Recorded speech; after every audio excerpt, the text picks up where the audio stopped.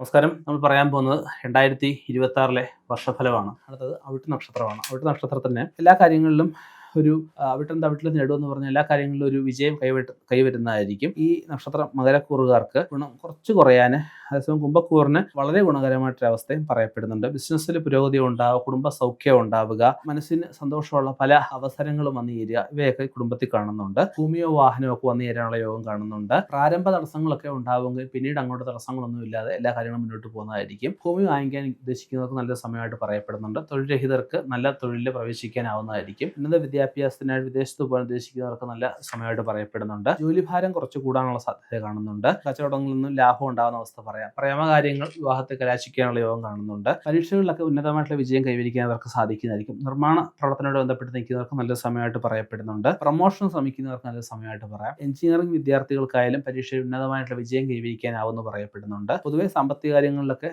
ഒരു നിലവാരം ഉയരുന്ന അവസ്ഥ പറയപ്പെടുന്നുണ്ട്. ചെയ്യാത്ത കാര്യത്തിന് അവനെ അല്ലെങ്കിൽ അവമാനിക്കാനുള്ള സാഹചര്യങ്ങളൊക്കെ വർഷം മധ്യത്തിൽ കാണുന്നുണ്ട്. അത് നമുക്ക് സംസാരം കൊണ്ട് നമ്മളത് തീർത്തു പോവുക എന്നുള്ളതേ ഉള്ളൂ. സിനിമ, സീരിയൽ, നാടകം, സാഹിത്യ മേഖല ഇവയിൽ നിൽക്കുന്നവർക്ക് നല്ല സമയമായിട്ട് പറയപ്പെടുന്നുണ്ട്. കുടുംബത്തിൽ സുഖവും സമാധാനം നിലനിർത്താൻ അവർക്ക് സാധിക്കുന്നതായിരിക്കും. കൂട്ടുകച്ചവടം ഈ വർഷം അത്ര നല്ലതല്ല എന്ന് പറയപ്പെടുന്നുണ്ട്. ജോലി ഭാരം അല്പം കൂടും എങ്കിലും സാമ്പത്തിക അഭിവൃദ്ധി ഉണ്ടാകുന്ന ഒരു വർഷമായിട്ട് പറയപ്പെടുന്നുണ്ട്. കടങ്ങളിൽ നിന്നൊക്കെ കരകയറാനുള്ള അവസ്ഥ പറയപ്പെടുന്നുണ്ട്. പൊതുവെ ഒരു മേന്മയേറിയ വർഷമായിട്ട് നമുക്ക് ഈ വർഷം പറയാവുന്നതാണ്.